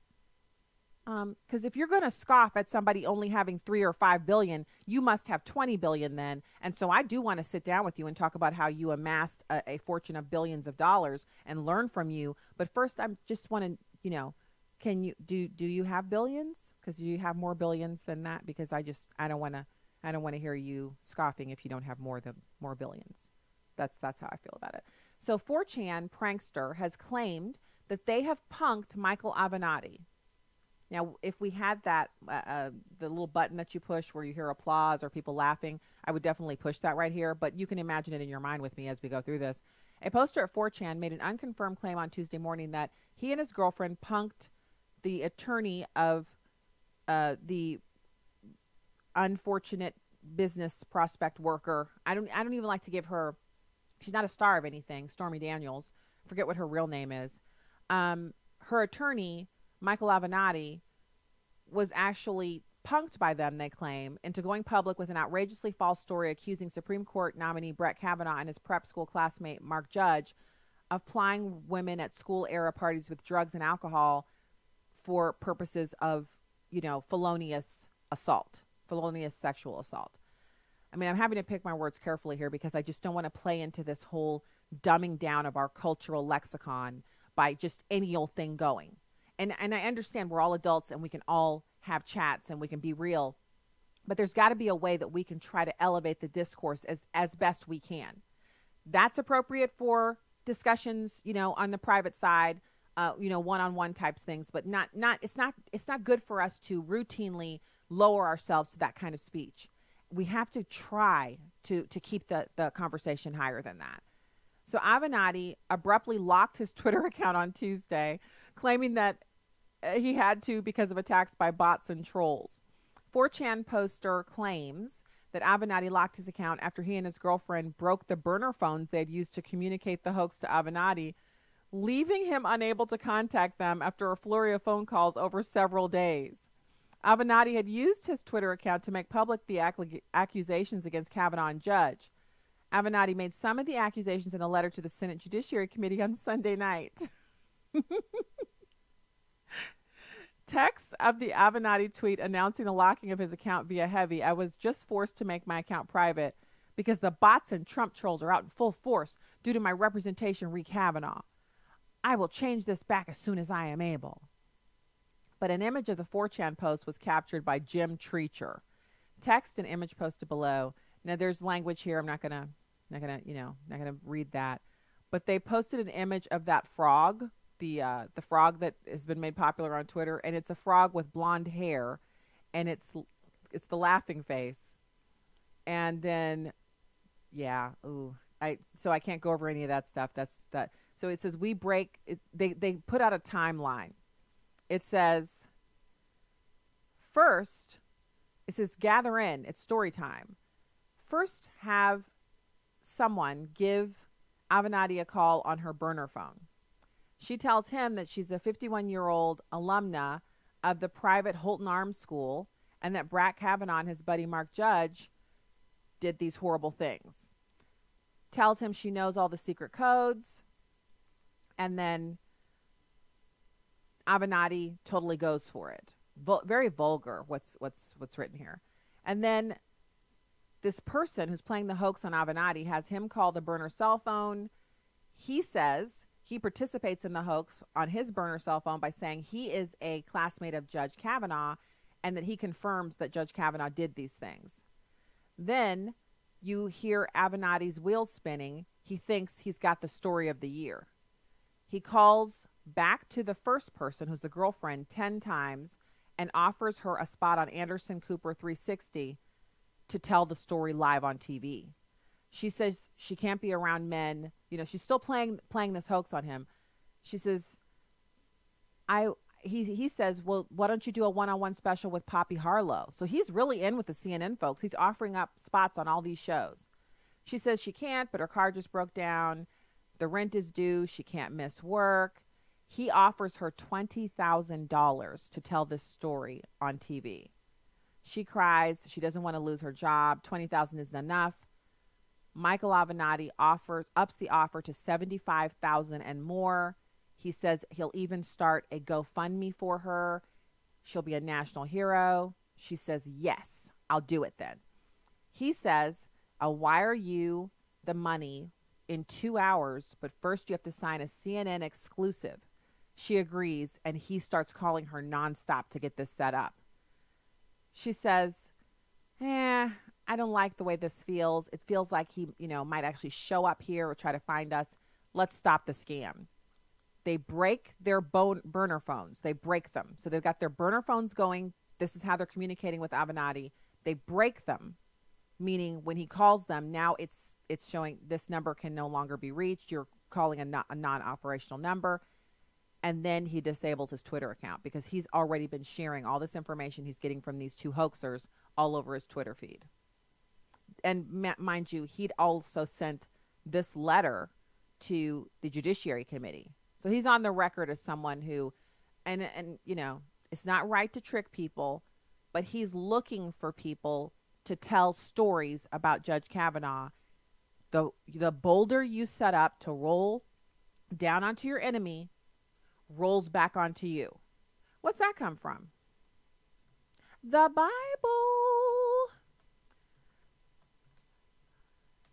We've talked about this before. The boulder you set up to roll on your enemy will roll down onto you. That's why in the Bible it says, don't set up traps for other people. It says, whoever digs a pit will fall into it. If someone rolls a stone, it will roll back onto them. New Living Translation. If you set a trap for others, you will get caught in it yourself. If you roll a boulder down on others, it will crush you instead. So they hanged Haman on the gallows he had prepared for Mordecai. This is in the book of Esther. That man, Haman, was just out to kill all the Jewish people, and he especially had it in for Esther. And instead, he was the one who was hanged on the gallows. The gallows he had built to hang Esther and her family. Instead, he was the one who was hung on those gallows. Psalm 57:6 says, they spread a net for my feet. My soul was despondent. They dug a pit before me, but they themselves have fallen into it. Selah. He who leads the upright along the path of evil will fall into his own pit, but the blameless will inherit what is good. That's Proverbs 28:10. Ecclesiastes 10:8 says, he who digs a pit may fall into it, and he who breaches a wall may be bitten by a snake.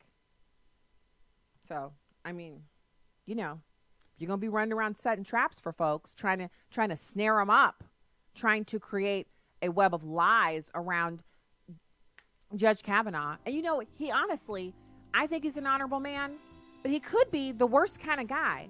But the way to get to who he really is not to set traps and to spread lies about him. If the truth is bad, it's going to come out. But instead, we just get to watch the boulders roll back on these folks. Hey, it's biblical. When we get back, we have more for you. Stay there.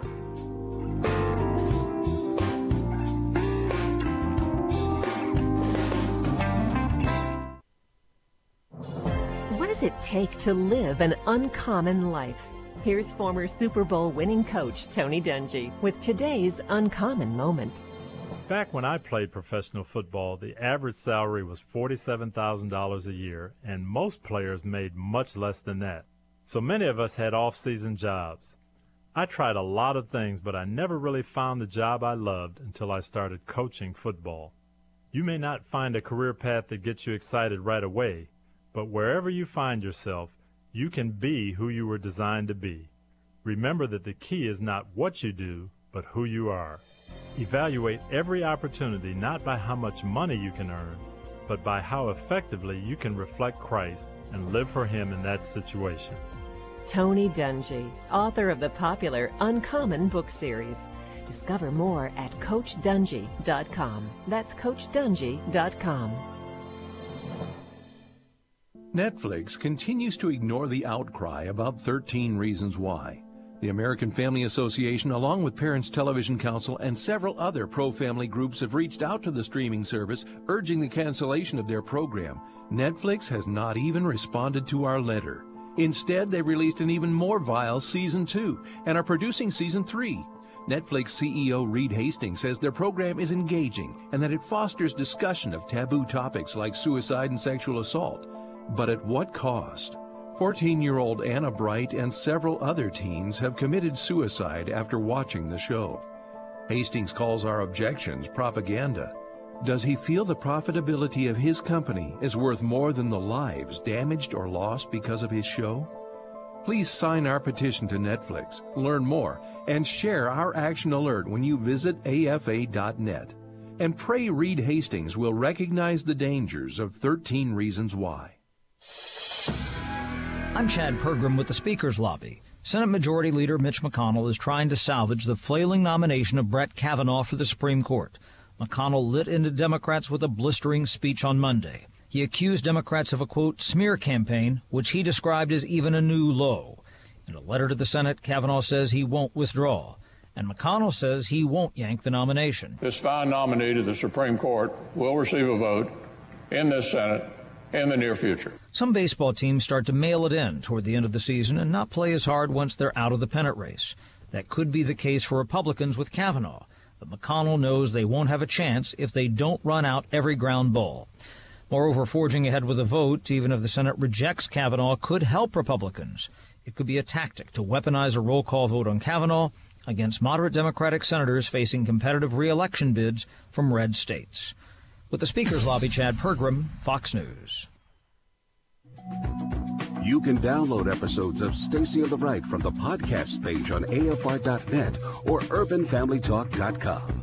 Now, back to the show on American Family Radio and Urban Family Talk. I've been pretty clear since my beginning of service here in this administration. If you can't be on the team, if you're not supporting this mission, then maybe you just ought to find something else to do. I've told that to my senior colleagues. I've told it to junior folks at the CIA and the State Department. We need everyone who's engaged in helping achieve President Trump's mission.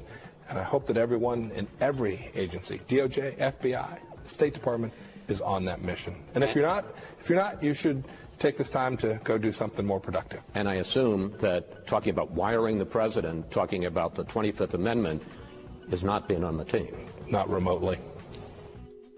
Not remotely on the team. Okay? That means you're not on the team. And that goes for anybody working anywhere. You don't have to leave before you have something else lined up. But if you're working somewhere and you honestly look at your boss or your boss's boss or the people that you work for and you're like, I can't agree with that. Every time I turn around, that's not for me. If you're running around and you're fixing your lips, complaining all the time, yes, you should find something else. You should. It's a great job market, lots of opportunities out there. A get to step in. You don't need to be there. People on the team who work with you already know you're a complainer and a non-starter, and they don't want any of that up in their workplace. They're already thinking, she'd be better someplace else. He would actually be happier someplace else. And you would, so just go ahead and go. Don't hang around. If you're working for the Trump administration, you're like, I gotta resist the urge to be an activist and go work somewhere else. Do you understand how many opportunities are out there? You're blocking your own blessings, and you're setting yourself up to have the boulder roll back on you. If you think you're setting traps for other people, you're deceiving yourself. You think you have something awesome going on, and in reality, everybody knows they can't trust you. The few people who are deceived by you, they'll never forget you.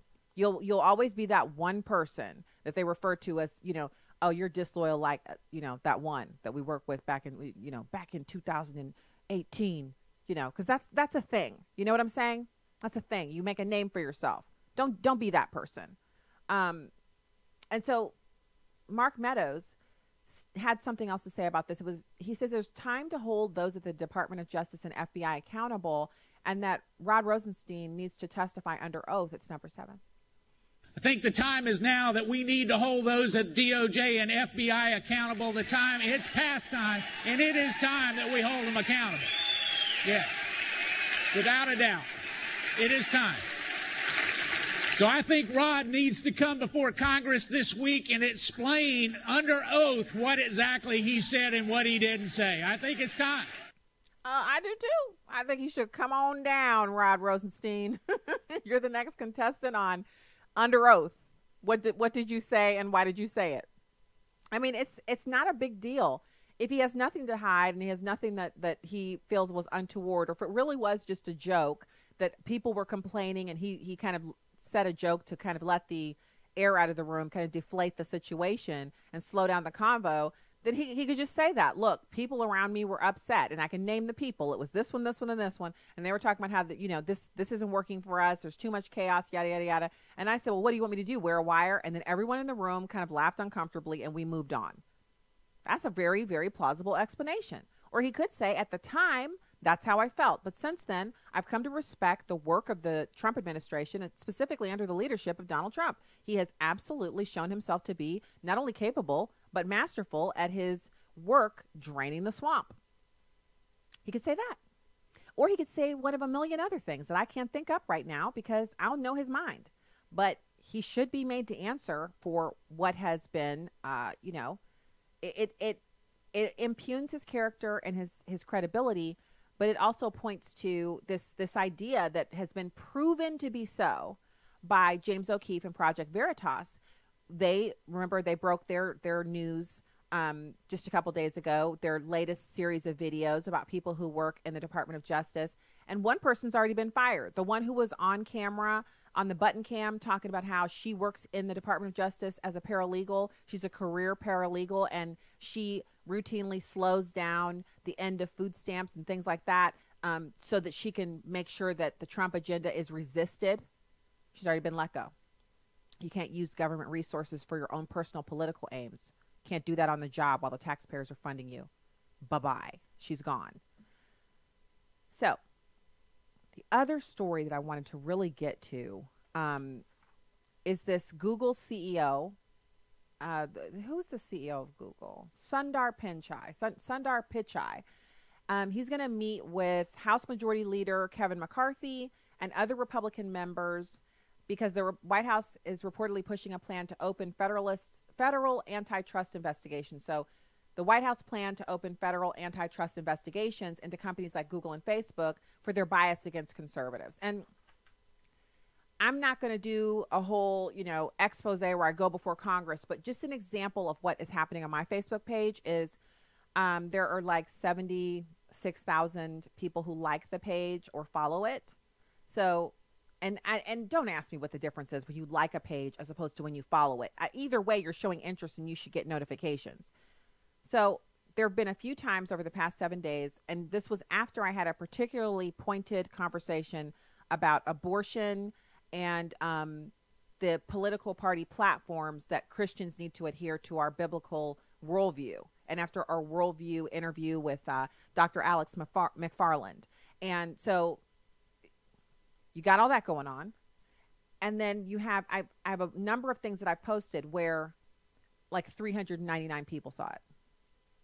I had a video last week, a live stream where I think it had 1,300 views. I have set, so every week almost since the summer, I've gotten someone who says, I liked your page back in 2016. I liked your page back in 2012. I've been with your page since it was called Black Conservative Political Action.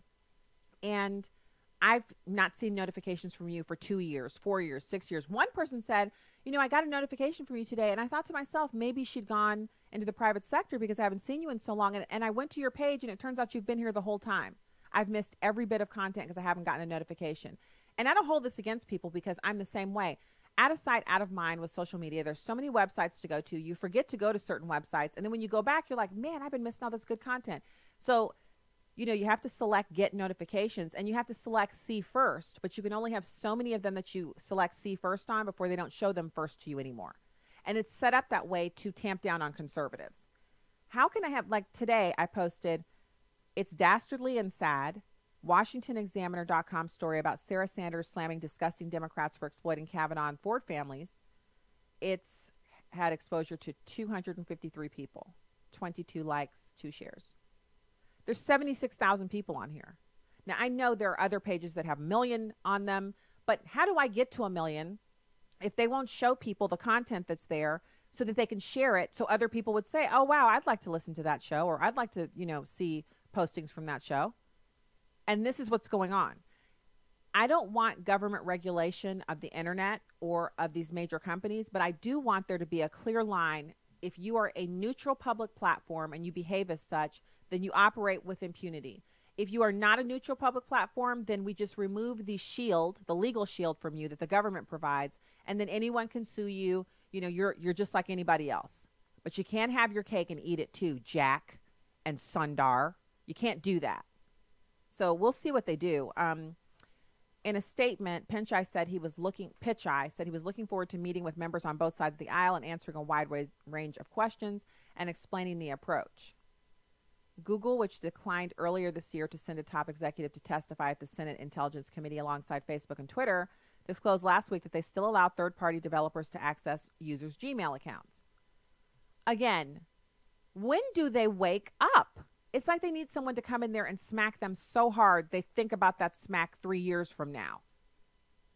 Conservatives have railed against the tech giant after President Trump suggested in August that they manipulate their search engine results to favor liberal media outlets. Well, they do. I mean, they do that. The Google search engine can't be used in China currently due to a firewall the government puts up to block certain websites. But Google is reportedly working on a censored engine that would remove sensitive content to appease the communist regime because they want those Chinese, monetary instruments more than they want to honor the American concept of free and unfettered access to information. Lawmakers, including Senator Marco Rubio, Republican from Florida, have blasted Google's plans as troubling and say that it implicates the company in human rights abuses related to China's rigorous censorship regime. The same China that just a few weeks ago we were reporting here on this show was burning Bibles, confiscating religious crosses and things like that, shutting down home churches, burning churches to the ground, persecuting Christians, making them pledge allegiance and fealty to the Communist Party and atheism, even though they're Christians. And those Christians over there are so on fire for Jesus. They're like, you'll never take our Christianity away. You can burn our Bibles, but you can't burn the gospel that's in our hearts. I mean, we don't even know from censorship and persecution here in this country. And I pray we never know it. But that complacency that we have, where we have access to the Bible, but we won't read it. We have access to good, clean praise and worship music, but we won't listen to it. I follow a bunch of people who do interior design on Instagram because that's like my passion and my hobby. When I'm not working or doing family things, I like to, do little projects at home. I like to look at interior design stuff online. And one of the sites that I follow, she was showing on one of the Instagram stories, she's got this dinner party that she's hosting. And there's a bunch of people there, and they're older people. And as the Instagram story is progressing, she's showing like the table setting that she did. She's showing the house where all the stuff is. And I've never really watched any of her Instagram stories. This is my first one of this kind where she's doing an event, but it's a private function for friends of her and her husband. And in the music in the background begins to get a little louder with each segment of this video series. And I begin to realize that these people are all listening to rap music. They're kind of throwing a little dance to it. And do you. If you like listening to rap music, whatever. But that's what they're listening to. Out of all of the things they could be listening to, they're listening to rap music. Now, I couldn't make out the words, and I don't recognize the new stuff anyway, because I remember when rap was like, it's almost bubblegum rap, when it was much less of what it is today. Like, there's always been negative influences in it, but there were more songs that you could listen to, and maybe your parents would be in the room, and it wouldn't be a problem, than there are today. And I have to say, I was really surprised to see her and all of her. These are not young people. These are people, they're at least 10, 12, 15 years older than myself, listening, just rocking out to this rap music. And that goes along with the genres that are most important. Rap is like the number one growing genre, and other genres are shrinking to the back. And it's crazy. But just think about the people in China and what they're going through with their communist government. And then think about what we have to go through. And comparatively speaking, we are on easy street with, skates strapped on. We're just doing fantastic. So, yeah, we'll see what happens. What will come of Google being forced to come on the carpet and explain themselves? Only time will tell. So I teased this in the first hour, and I want to talk about it. And we're going to come back to this because this is an ongoing subject that we as Christians should be deeply concerned about, especially when less than 10% of Christians actively tithe and actively give to the church 10%. A tithe is 10%. Less than 10% of the church does that. Imagine what churches could do in communities if 90% of Christians were tithing, or 80%. Anything well above 50% were tithing. Well, a lot of Americans will say, I can't afford to tithe because I have to pay so much in taxes. And I'm not so sure I would disagree. Now, the concept of tithing is that you give the first of your income, so you give it straight away, and then you spend the rest. So you set your budget up to do that, which means you don't have to worry, taxes, yeah, you got to pay them, but they don't prevent you from tithing. But the idea that Americans are spending, on average, more on taxes than food and clothing means our government is outsized in proportion with what we're being provided. This is according to the BLS, so miss me with your emails about how I'm peddling conservative talking points. Bureau of Labor Statistics is a part of our government. These statistics were released this month, and they refer to us in the statistical data as consumer units. Put that in your pipe and smoke it. This includes families, financially independent individuals, and people living in a single household who share expenses. These consumer units spent an average of $9,562 on food and clothing in 2017, but they spent an average of $16,749 on federal, state, and local taxes.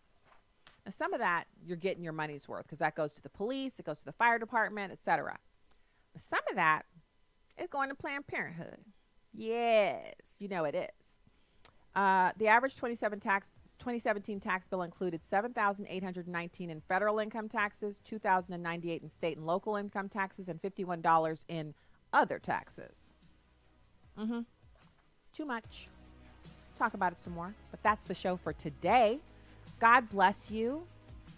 Think about praying for that wisdom and discernment on the news and information that you hear, that God would show you what the truth is and that he would make you wise. We can all pray that prayer. And so, have a fantastic night. See you tomorrow.